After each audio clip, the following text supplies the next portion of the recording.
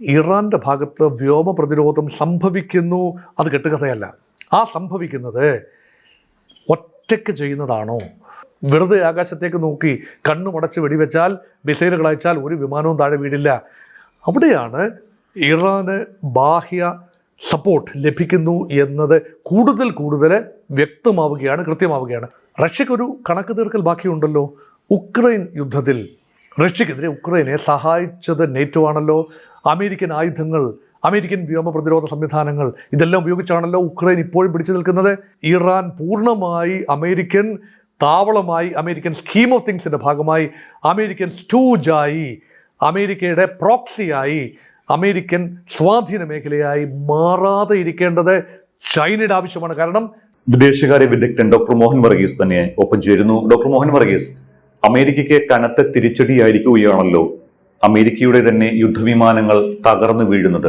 ഇവിടെ എന്തൊക്കെ പറഞ്ഞാലും അന്താരാഷ്ട്ര സമൂഹത്തിന് പലവിധ സംശയങ്ങളുണ്ട് ഇക്കാര്യത്തിൽ. റഷ്യയുടെയോ ചൈനയുടെയോ പിന്തുണയില്ലാതെ ഇറാൻ ഇതൊന്നും ചെയ്യാൻ കഴിയില്ല എന്നാണ് അവരുടെ പ്രധാന സംശയം.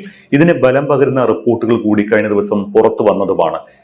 തീക്കൊള്ളി കൊണ്ട് കളിക്കരുത് എന്ന് റഷ്യയും ഇറാനെതിരായ സൈനിക നടപടി നിയമവിരുദ്ധമെന്ന് ചൈനയും പരസ്യമായി നിലപാടെടുത്തിട്ടുണ്ട്. സാർ തന്നെ കഴിഞ്ഞ വീഡിയോയിൽ ഇറാന് വലിയ തിരിച്ചടി ഉണ്ടായാൽ റഷ്യയും ചൈനയും എന്ത് നിലപാടെടുക്കും, ഏത് രീതിയിൽ യുദ്ധത്തിൽ ഇടപെടുമെന്ന് പറയാൻ കഴിയില്ല എന്ന് വ്യക്തമാക്കിയതുമാണ്. അപ്പോൾ റഷ്യയും ചൈനയും വലിയ സഹായം നൽകുന്നുണ്ടോ ഇറാന്? Modern war is a hitech war അല്ലേ? ആധുനിക യുദ്ധം സാങ്കേതിക വിദ്യയുടെ യുദ്ധം കൂടിയാണ്. ഏത് രാജ്യത്തിനാണോ സാങ്കേതിക വിദ്യ ഏറ്റവും അധികം ഹാർനസ് ചെയ്ത് യുദ്ധരംഗത്ത് കൊണ്ടുവന്ന് ഉപയോഗിക്കാൻ കഴിയുന്നത്, ആ രാജ്യത്തിനായിരിക്കും വിജയം, അന്തിമമായ വിജയം. പക്ഷെ അന്തിമമായ വിജയം എന്നൊന്നുണ്ടാവണമെങ്കിൽ സാങ്കേതികവിദ്യ മാത്രം പോരാ, അതിൻ്റെ പിന്നിൽ മറ്റു ചില കാര്യങ്ങൾ കൂടി ഉണ്ടാവണം. ഒരു സാങ്കേതികവിദ്യ ഉപയോഗിക്കുമ്പോൾ അമേരിക്കയെ സംബന്ധിച്ചിടത്തോളം അമേരിക്ക ഹൈടെക് രാജ്യമാണല്ലോ. ഇസ്രയേൽ ഉൾപ്പെടെ രംഗത്ത് വരുമ്പോൾ രണ്ട് ഹൈടെക് രാജ്യങ്ങൾ. ഇസ്രയേൽ വലിയ ഗവേഷണം നടത്തുന്ന, പ്രത്യേകിച്ച് മിലിറ്ററി രംഗത്ത് വലിയ ഗവേഷണങ്ങൾ നടത്തുന്ന രാജ്യമാണ്. ഇറാന് തത്തുല്യമായ ഒരു ഗവേഷണ സംവിധാനം ഉണ്ടാവില്ല. ഇറാൻ അതിശക്തമായ രാജ്യമാണ്. അതിൻ്റെ ബലം പരമ്പരാഗതമായ വെപ്പൺസാണ്.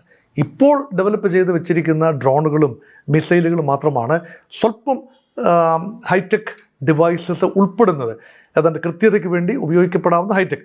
പക്ഷേ ഇത് പ്രഹരം കറക്റ്റായി വരണമെങ്കിൽ ആകാശങ്ങളിൽ നിന്നുകൊണ്ട് മാപ്പ് ചെയ്യപ്പെടുന്ന, സെൻസ് ചെയ്യുന്ന കാര്യങ്ങൾ കൂടി ഉണ്ടാവണം.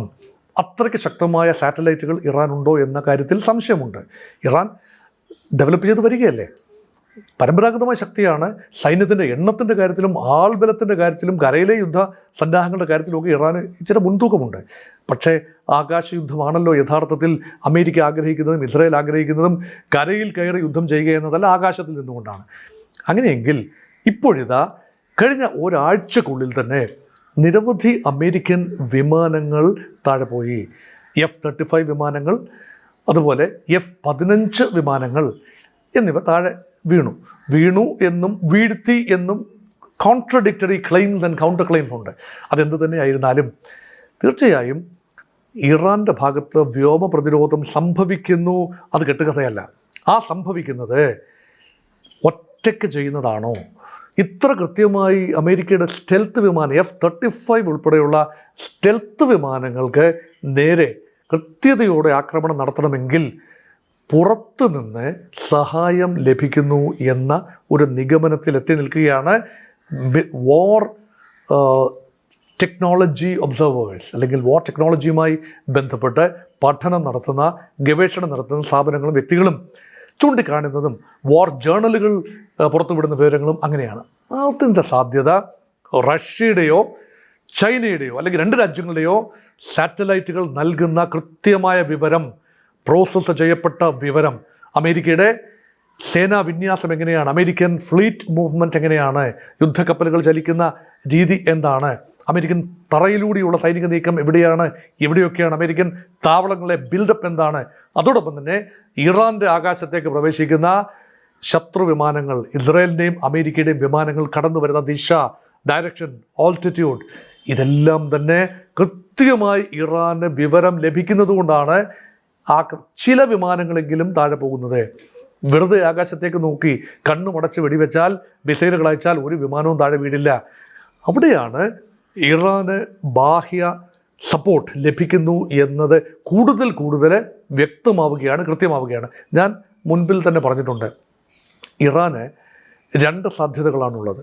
ഒന്ന്, കരയുദ്ധത്തിലേക്ക് അമേരിക്ക കടന്നു വരുന്ന അന്തരീക്ഷത്തിൽ ഒരു ഊരാക്കുടുക്കിലേക്ക് അമേരിക്കൻ സൈന്യം, ഇസ്രയേൽ സൈന്യം പെട്ടുപോകും.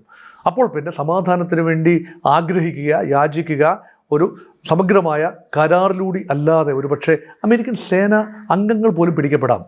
ഇപ്പോൾ ഒരു വൈമാനികൻ ഒരുപക്ഷെ പിടിക്കപ്പെടാനുള്ള സാധ്യതയുണ്ട്. ഇറാൻ്റെ കസ്റ്റഡിയിൽ ഒരുപക്ഷെ ഉണ്ടാവാം, അല്ലെങ്കിൽ പിടിക്കപ്പെടാം.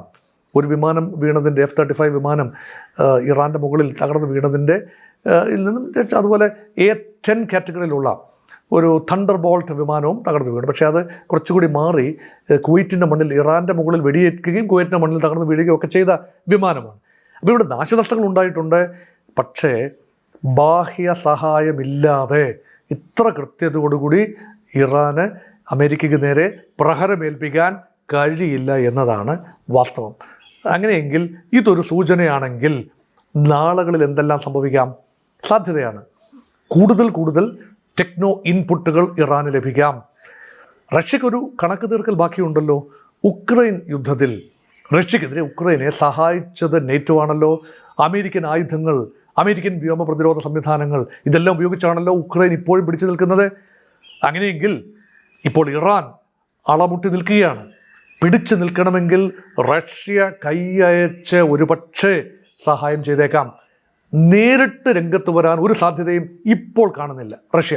ചൈനയും നേരിട്ട് രംഗത്ത് വരില്ല. കാരണം ചൈനയുടെ ഒരു പോളിസിയാണ് അന്യ യുദ്ധങ്ങളിൽ വെറുതെ പങ്കെടുക്കാതിരിക്കുക, തങ്ങളുടെ സമ്പദ് വ്യവസ്ഥ മാത്രം കോൺസെൻട്രേറ്റ് ചെയ്യുക.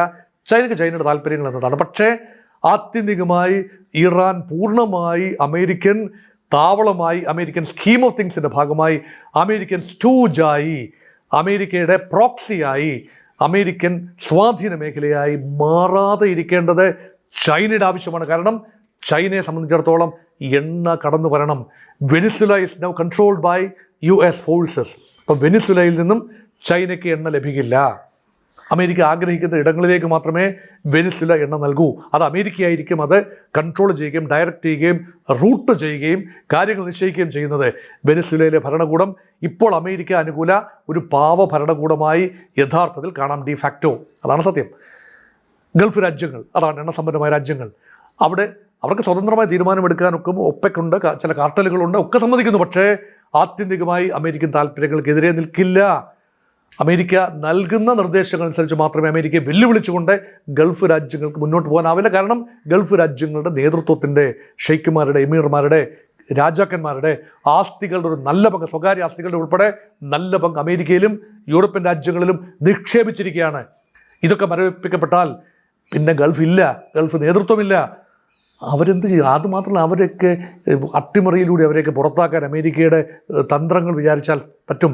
അങ്ങനെയുള്ള കുതന്ത്രങ്ങളിലൂടെ തങ്ങളുടെ നിലനിൽപ്പ് പോലും അപകടത്തിലാകുമ്പോൾ തങ്ങളുടെ എണ്ണ വിൽക്കുന്നത് ഡോളർ ടേംസിലായിരിക്കും.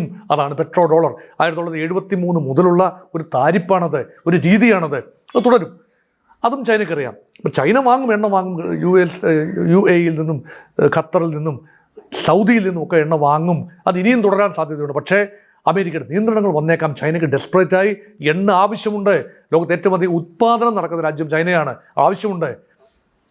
ഇനിയുള്ള ഇറാനാണ് ചൈനയുമായി എണ്ണ. ഇറാൻ്റെ 90% എണ്ണയും കടന്നു പോയിരുന്നത്, ഹോർമൂസ് വഴി കടന്നു പോയിരുന്നത്, കാർഗ് ഐലൻഡിൽ നിന്നും ചൈനയിലേക്കാണ് കടന്നു പോയിരുന്നത്. പരമ്പരാഗതമായി ഇപ്പോഴും അങ്ങനെയൊക്കെ തന്നെയാണ്. വിൽക്കാനാവുന്ന എണ്ണ പരമാവധി ചൈനയിലേക്കാണ് പോകുന്നത്. അപ്പോൾ അത് യുവാനിലാണ് കച്ചവടം. യുവാൻ കൊടുത്ത് ചൈനയിൽ നിന്നും എണ്ണ വാങ്ങുന്നു. അപ്പോൾ അതിനർത്ഥം അമേരിക്കൻ ഡോളർ അവിടെ ഉപയോഗിക്കപ്പെടുന്നില്ല. ഇറാൻ ഒരു കാര്യം കൂടി ചെയ്തു. അമേരിക്കൻ ഡോളറിൽ കച്ചവടം നടത്തുന്ന കപ്പലുകൾക്ക്, എണ്ണയുമായി പോകുന്ന കപ്പലുകൾക്ക് ഹോർമൂസിലൂടെ കടന്നു പോകാനാവില്ല.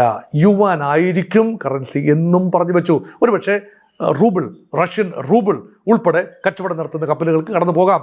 അപ്പോൾ ഇറാൻ അവിടെ നിയന്ത്രിക്കുമ്പോൾ അങ്ങനെ ചില നിബന്ധനകൾ വെച്ചാൽ, കാരണം ഉപരോധമാണല്ലോ, അമേരിക്ക ഉപരോധം പ്രഖ്യാപിക്കുമ്പോൾ മറുപക്ഷത്തെ ഉപരോധമല്ല, അതിന് സമാനമായൊരു നിബന്ധന ഇറാൻ വയ്ക്കാനുള്ള സാഹചര്യമുണ്ടല്ലോ. അതുകൊണ്ട് my point is this: Russian and Chinese interests are certainly converging in the case of Iran.